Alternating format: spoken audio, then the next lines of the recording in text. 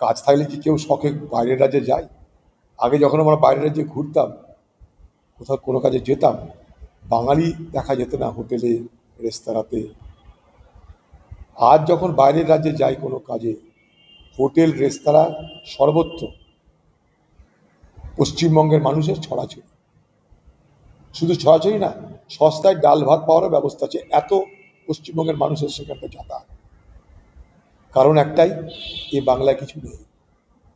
আপনি রোগ হয়েছে, আপনাকে অন্য রাজ্যে যেতে হবে। আপনার কাজের দরকার, আপনাকে অন্য রাজ্যে যেতে হবে। এ রাজ্যের ভাড়া শূন্য, এ রাজ্যে দুর্নীতি, লুট ছাড়া কিছু নেই। তাই মানুষের রুটির জন্য, পেট পালনের জন্য, তার জীবিকা নির্বাহের জন্য বাধ্য হয়ে তাকে ভিন দেশে, ভিন রাজ্যে ছুটে যেতে হচ্ছে। তারই পরিণামে রাজ্যে রাজ্যে নানা ঘটনার শিকার হতে হচ্ছে। এবং আরেকটা বিষয় এখানটায়, যারা যাচ্ছে তারা যেহেতু গরিব, যেহেতু সাধারণ মানুষ, তাদের সামাজিক নিরাপত্তাটা কম। বাইরে যদি কেউ যায়, মনে করো আজকে বাইরের রাজ্য থেকে অনেক লোক আমাদের এখানটায় আসে, তারা কিন্তু এখানে সব ব্যবসা করতে আসে। আমাদের রাজ্যে বাইরের শ্রমিক আসে, এখন না, তারা এসেছে আগে।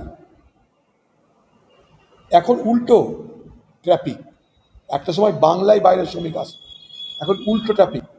বাংলার গরিব মানুষ বাইরের রাজ্যে যায়, আর বাইরের রাজ্যে যারা অবস্থা সম্পন্ন, পয়সা আছে, তারা আমাদের রাজ্যে এসে ব্যবসা করে।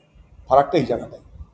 আমাদের রাজ্যের লোকরা বাইরের রাজ্যে গিয়ে পুঁজি বিনিয়োগ করে কেউ বাণিজ্য করে না, উল্টে অন্য রাজ্যের লোক আমাদের রাজ্যে এসে পুঁজি বিনিয়োগ করে বাণিজ্য করে।